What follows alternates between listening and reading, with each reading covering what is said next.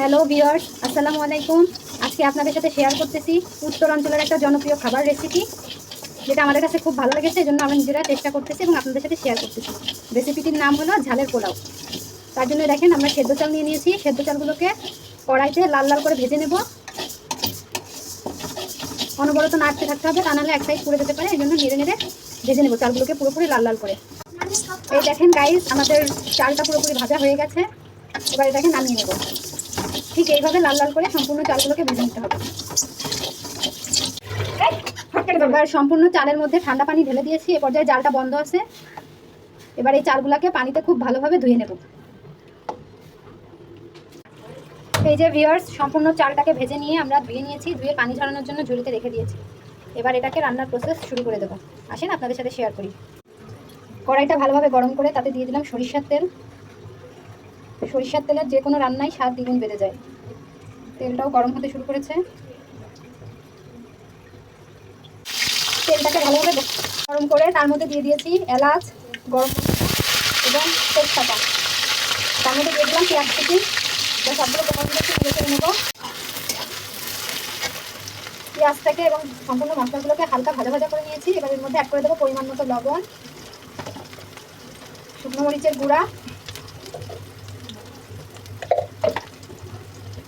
জিরা এবং ধনে গুঁড়া, আর দিয়ে দিলাম আদা রসুন বাটা একসাথে।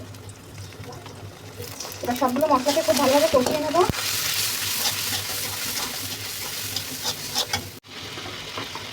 মশলাগুলোর মধ্যে এবার অ্যাড করে দিলাম কাঁচা ঝাল। যেহেতু এটাকে ঝালের পোলাও বলে, তাই এখানে একটু ঝালের পরিমাণ বেশি। সবগুলো উপকরণ খুব ভালোভাবে কষিয়ে নিচ্ছি। দেখেন মশলাগুলো খুব সুন্দরভাবে কষানো হয়ে গেছে। এবার এর মধ্যে দিয়ে দিলাম আগে থেকে ভেজে রাখা ধুয়ে রাখছিলাম যে চাল, সেই চালগুলো অবশ্যই পানি ঝরিয়ে দিতে হবে। এবার মশলাগুলোর সাথে ভেজে রাখা চালগুলোকে খুব ভালোভাবে কষিয়ে নিতে হবে। এই কষানোর প্রসেসটা একটু বেশি সময় ধরেই করতে হবে।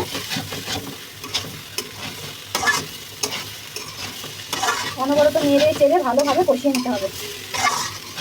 এই যে ভিউয়ার্স, আমাদের চালটা খুব ভালোভাবে কষানো হয়ে গেছে। চালের সাথে মশলাগুলো খুব ভালোভাবে মিশে গেছে। এবার এখানে পানি অ্যাড করে দেবো। দিয়ে দিতে হবে পরিমাণ মতো পানি।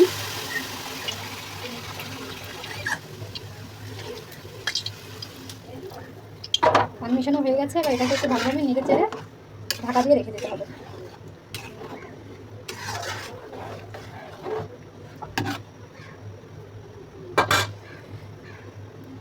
ঝালের পোলাওয়ের প্রসেসটা পুরোপুরি রেডি। এবার এটাকে ঢাকা দিয়ে রেখে দেবো কিছুক্ষণের জন্য। এই যে ভিউয়ার্স, আমাদের ঝালের পোলাও প্রায় রেডি হয়ে গেছে। এবার এর মধ্যে অ্যাড করে দেবো আমরা আগে থেকে রান্না করে রাখা মুরগির মাংস।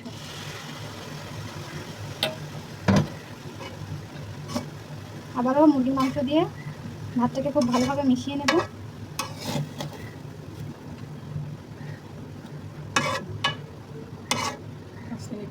এবার এটাকে 5 মিনিট রেখে দেবো ঢাকা দিয়ে। তো এই যে ভিউয়ার্স, ঝালের পোলাওটা সম্পূর্ণ রেডি হয়ে গেছে। এটাকে আর জাল করার প্রয়োজন নেই। এবার এটাকে আমরা গরম গরম পরিবেশন করব খাবার সময়। দেখতেই পাচ্ছেন এটার কালারটা কতটা দারুণ এসেছে এবং ভাতটা কতটা ঝরঝরে। খেতে কেমন হয়েছে সেটা আপনাদেরকে পরে জানাবো। ধন্যবাদ।